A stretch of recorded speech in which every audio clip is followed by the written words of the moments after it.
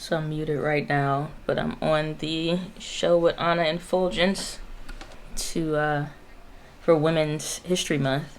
So I'm the surprise guest. I can't be in the chat or anything, so I'm replying to my YouTube comments right now. Show's good. I'm actually listening, actively listening, but trying to catch up on comments on the channel. All right, everyone. So now we have our amazing guest. But first, let's play a game, right? Because we love playing games. So, how will you describe our guest? Whew, let me see. Our guest is YouTube content creator powerhouse extraordinaire. Okay. Right? A greatest coach of all time.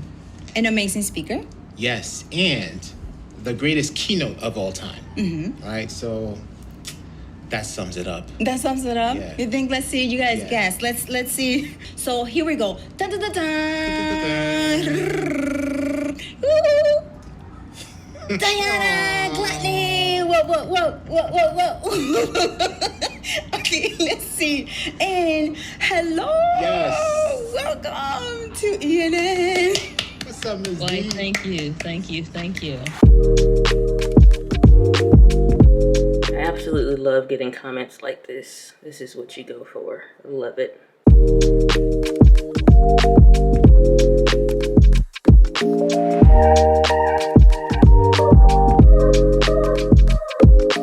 This is such a smarter way that I love that Rode loves to listen to their customers, because like being able to select the track that I want and then being able to export just that one and change the name very easily.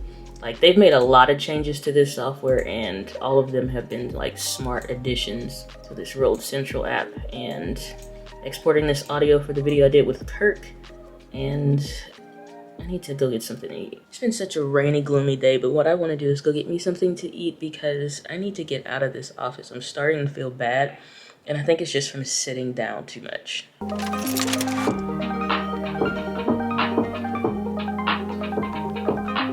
So this is the area down here in Ferguson where you actually had a lot of the issues with the Michael Brown stuff. So every time I can, I try to come down here and support local businesses in this area, and just come down here to just like feed money to this community specifically. But this is one of the, not this specific street, but a little bit further down. It's kind of where a lot of stuff went down.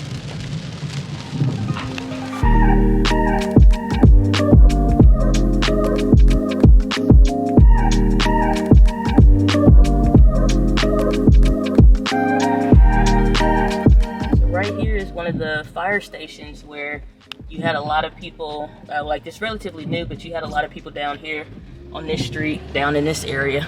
One of the customers that was in there, she asked me if I like doing DoorDash. You know, I'm like, well, I don't do it for a living. I was like, so I'm just picking up my own order, but I was like, I like it just fine. But she was like, oh, I guess she was considering like doing it or what have you. It's little interactions like that as an introvert that you just are like, you use those small moments to your advantage. Probably never see this lady again, don't know what her regular face look like, and I'll wear my sweatshirt, which is what I'm wearing now, that says "Come Through Jesus."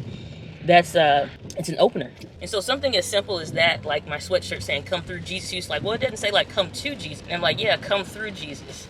Which is slightly different than the more popular saying. Even something like that is an interesting enough thing to be like, somebody's like, oh, I like your sweatshirt. I'm like, oh, thanks, where do you get it? And I can recommend it to them and tell them where I got it from. And, you know, it's like, oh, is it yours? And it's like, no. It's a young lady I know who has it, owns the company that makes these shirts and sweatshirts and things like that. It's one of my favorite, actually. But that's one of the things, like, that helps with like the vlogging in public. And it's like, once I'm in there, it's like a weird interaction. I don't want to hold my camera. I don't want to do anything really at that point. I just want to get my stuff and go, because it's usually very quick, so I'm looking for the shelf, and it's just like an odd thing, and honestly it winds up being footage that I'll probably never add, or we add a half of a second worth of a clip to it, past that. And then too, it's like filming other people, and if they're comfortable with it or not, and just stuff like that. So I tend to just leave it alone when I'm like going in a store, unless it's like a big enough store. Then at that point it's cool, but then I'll just switch to my phone, because nobody's like offended by your phone. But when you pull a camera out and like they are in the clip or something, then that makes them think a little bit differently or ask more questions. And it's like, man, I just want to get my stuff and go. I don't want to discuss this.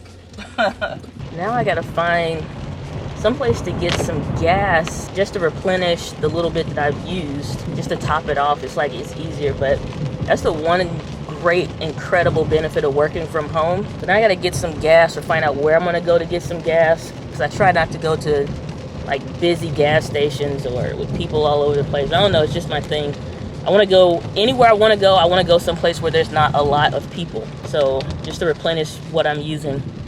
The one cool thing about working from home, all these years, it's like your gas expenditures and stuff go down tremendously. So you can make the extra drive to go someplace that's 20, 30 minutes away from you just because you feel like it or want to, without like the stress of, oh man, I'm burning gas, because like my car may sit for a month straight and I don't go anywhere, which is pretty cool. They are tripping $3.83. Jeez, it's almost $5 even for, geez, what was it, diesel? Heck no. $30, I think, fills my tank up in my car. To like spit in a tank for like a bigger SUV, probably always stay a sedan for the most part, or like get a Tesla or something. Then you gotta charge it.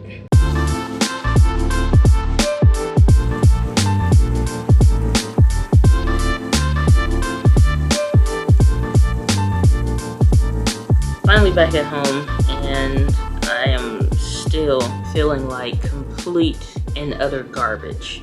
And this is what I mean when I talk about having endometriosis. It's the disease that has no outward thing. Like, you're not going to bruise, you're not going to have something in your body that, you know, like, or externally that you can see that shows that you're in pain. It just, you know, it's kind of like when you're back in middle school and you're trying to tell your teacher that you're on your cycle or you're not feeling good or something like that, and they don't get it. So all you hear girls say is that their stomach hurts. My back hurts, my leg hurts, my legs hurt, my lower back hurt, the front part of my body hurts. So anywhere from my abdomen down to, like, I don't know, about this much or so above my kneecap, is all in pain. Front, back, side, don't matter. It's all in pain. And so it's like you start getting muscle spasms and all of that.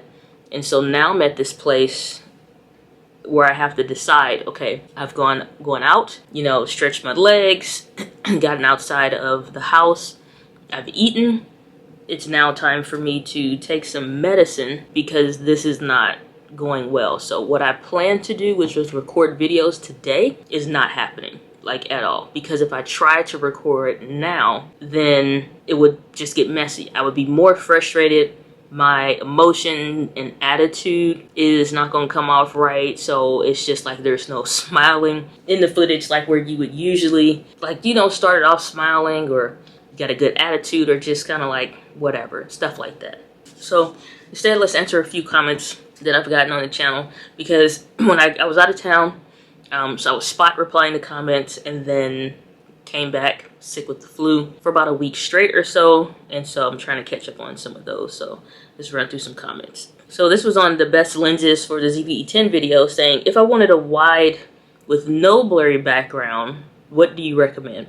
So in this case, this is somebody that's honestly kind of confused around the whole thing that you have to, or potentially I would say confused, because some people think like if the lens says f1.4, like this one says like f1.8, then everything is always going to be blurry no matter what focal length, and that's not true.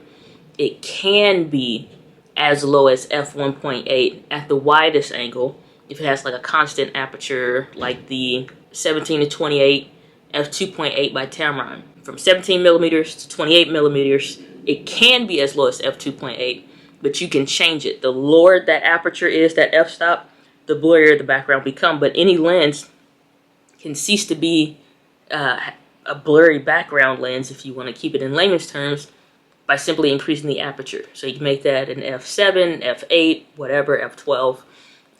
Anything probably like f5 on backwards, you're going to see everything behind you in focus.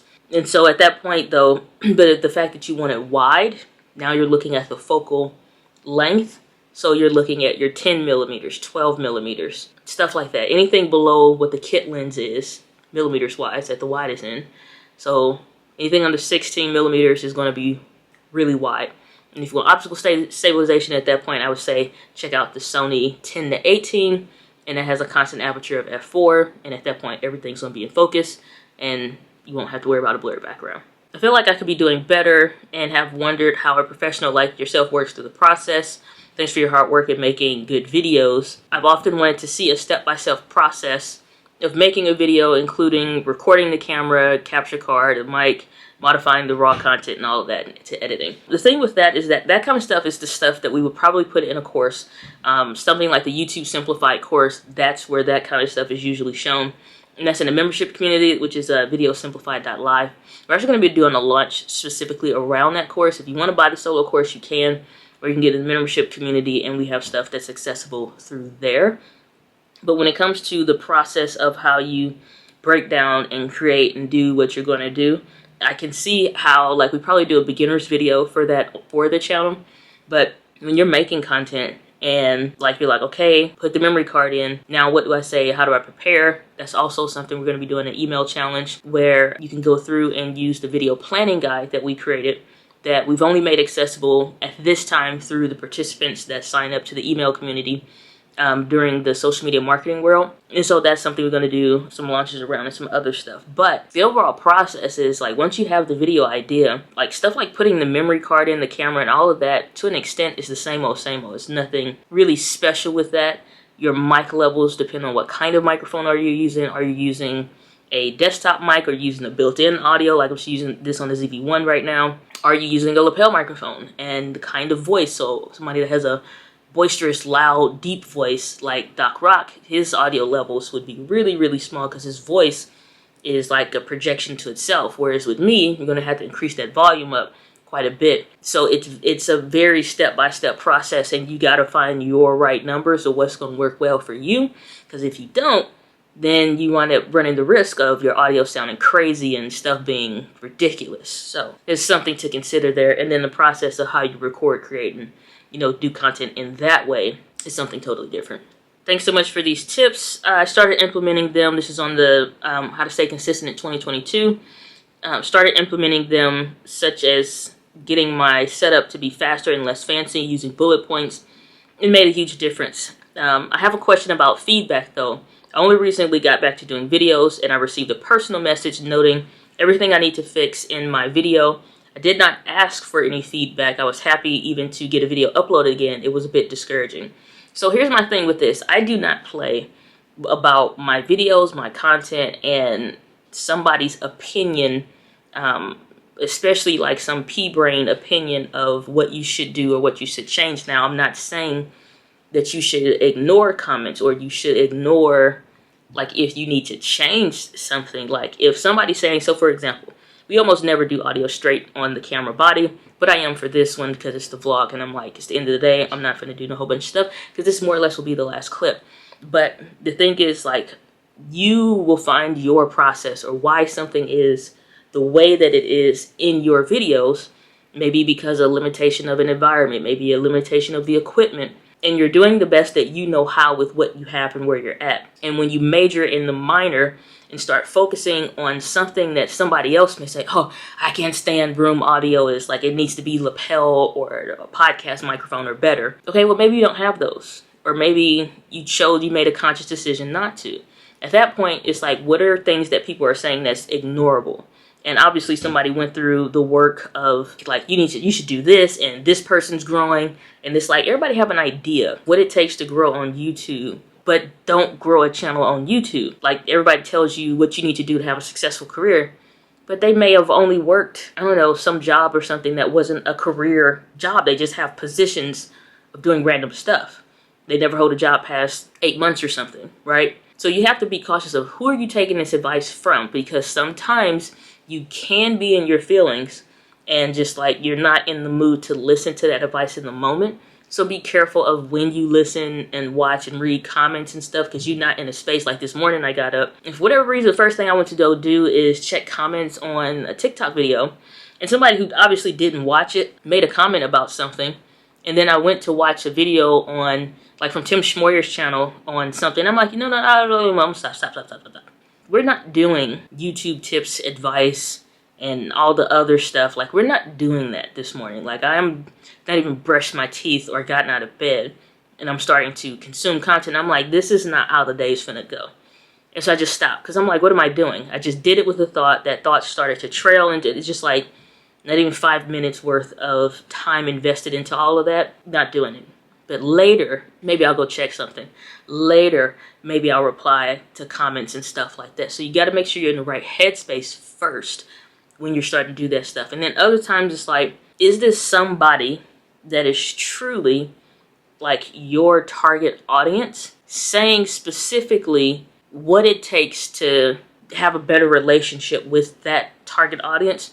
Then at that point, sometimes it is good to listen, because those were those comments that I got that I didn't necessarily care for, but were helpful for me to listen to, about the audio quality being too low or the music being too loud and those things like that. And yeah, while it's not solicited advice, in that moment, it was what I needed to make changes to, and things that I could do with minimal effort to make better implemented changes for serving my community as a whole. But when it's just some pea-brain, somebody that doesn't create stuff, sharing their wannabe, think they're brilliant ideas, I have no problem putting those people in their place. And that's where you will see those side-off comments like, who asked you?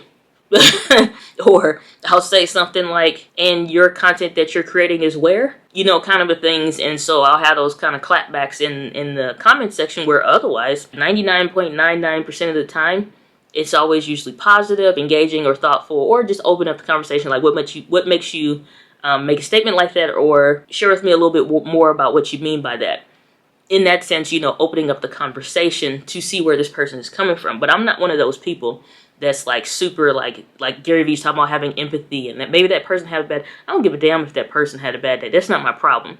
Like, that has nothing to do with me. And I'm very serious about that, because it's always somebody or something that is trying to be an interruption, and ultimately like the enemy and opposition coming to distract you, because all distractions are equal, in the sense that they keep you from doing what you're supposed to do and what you're supposed to be focused on. So when it comes to me doing my purposeful work, maintaining the proper mindset and stuff like that, I don't give a damn about where people at and what they're struggling with, to the fact of you're being aggressive and you're being rude and just like, oh, that person had a bad. It's not my job to be understanding and trying to help and be empathetic in that moment. That don't have nothing to do with me. And it's not my problem to solve somebody else's problem like that. You know what I'm saying? So it's like, I'm very much so like, stay over there with all of that, because they ain't got nothing to do with me. So if somebody got an attitude, bad problem, something negative they want to say, whatever, at that point, that's when you see the street come out like, keep that over there. That ain't none of my business. So you may have got solicited advice, but it's all about knowing, is this coming from my target audience? And are these things that I could easily implement and change for the good of my consumption of the content to better serve who I'm designed to serve? Or is it just some jackbutt that's saying something because they think they're being helpful, but they're really just being a distraction, making you, not even making you, but you're allowing it to seep in deeper than it should. And at that point, I have no people taking the digital boot to that person's butt and kicking them out, or even blocking them, and or deleting the comment when it's dumb. Everybody's different. Some people say don't worry about it, or thank them, or stay positive. I'm not that kind of person.